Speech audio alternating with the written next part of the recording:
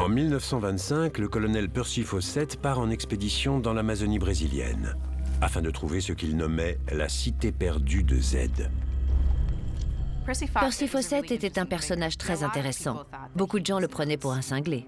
Je ne pense pas qu'il était cliniquement fou, mais c'est vrai qu'il était un peu excentrique. Il imagine trouver une Atlantide, légendaire cité de pierre partiellement détruite par des tremblements de terre. Il élabore son itinéraire secret sur la foi de sources plus ou moins douteuses, comme les inscriptions d'un obélisque ou encore les indications d'un voyant. C'est une certitude. Quelque part dans les terres se trouvent les ruines extraordinaires d'une cité ancestrale, plus ancienne encore que celle d'Égypte. Il est convaincu que Z se cache dans les régions inexplorées du sud de l'Amazonie, le Mato Grosso. Pour éviter de passer pour un groupe d'envahisseurs hostiles, le colonel emmène très peu d'hommes avec lui. Parmi eux, son fils Jack et l'ami de ce dernier, Raleigh Rimmel.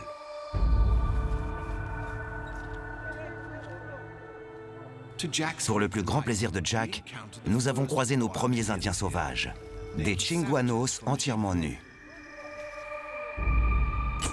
Au début, il y a très peu de signes d'une civilisation telle que le capitaine Orellana l'avait observé.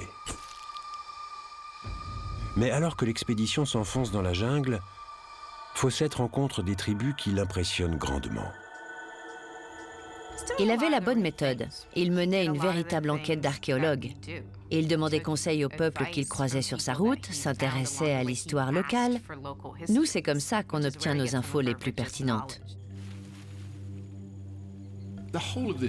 La région tout entière est riche de traditions plus captivantes les unes que les autres, et qui suggèrent l'existence passée d'une grande civilisation. S'agit-il de celle dont parlait Orellana en 1542?